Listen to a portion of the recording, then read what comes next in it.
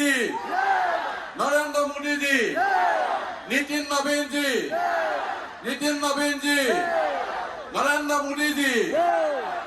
मोदी जी, भारत माता की, ইতিমধ্যে যশস্বী প্ৰধানমন্ত্ৰী মাননীয় শ্ৰীযুত নৰেন্দ্ৰ মোদী ডাঙৰীয়া আমাৰ মঞ্চত আহি উপস্থিত হৈছে। সেয়েহে মাননীয় প্ৰধানমন্ত্ৰী মহোদয়ক সম্বৰ্ধনা জনাব শোণিতপুৰ লোকসভা সমষ্টিৰ মাননীয় সাংসদ শ্ৰীযুত ৰঞ্জিত দত্তদেৱে এখনি অসমীয়া স্বাভিমান ফুলাম গামোচাৰে।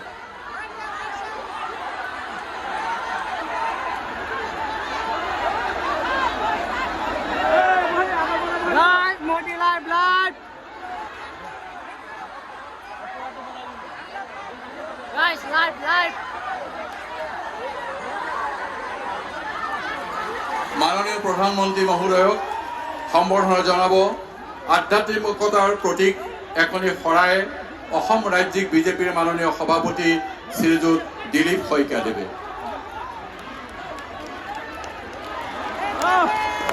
ইয়াৰ পিছতে পুনৰ সম্বৰ্ধনা জনাব মাননীয় সাংসদ ৰঞ্জিত দত্তদেৱে এটা ফুলাম জাপিৰে।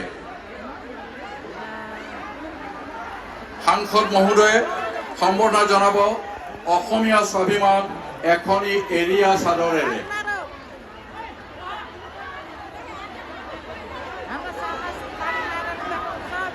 সম্বৰ্ধনা জনাব প্ৰধানমন্ত্ৰী মহোদয়ক গুৰুজনৰ সৃষ্টিৰাজি লোকবাদ্য এযোৰ ভুৰ তালেৰে। জীৱনত প্ৰথমবাৰ মোদী লাইভ দেখিলো, লাইভ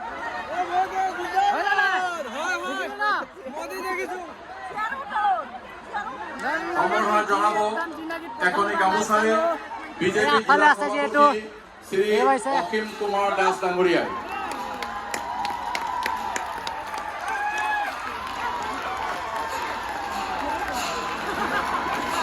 সকলোৱে উৰুলি দিয়ক।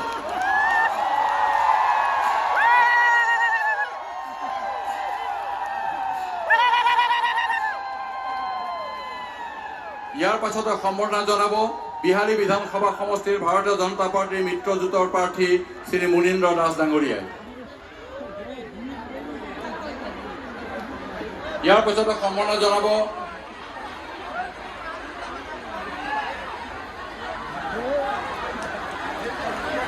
এতিয়া মাননীয় ৰাজ্যিক সভাপতি শ্ৰীযুত দিলীপ শইকীয়া ডাঙৰীয়াক উপস্থিত ৰাইজক সম্বোধি আদৰণি ভাষণ প্ৰদান কৰিবৰ কাৰণে অনুৰোধ জনালোঁ।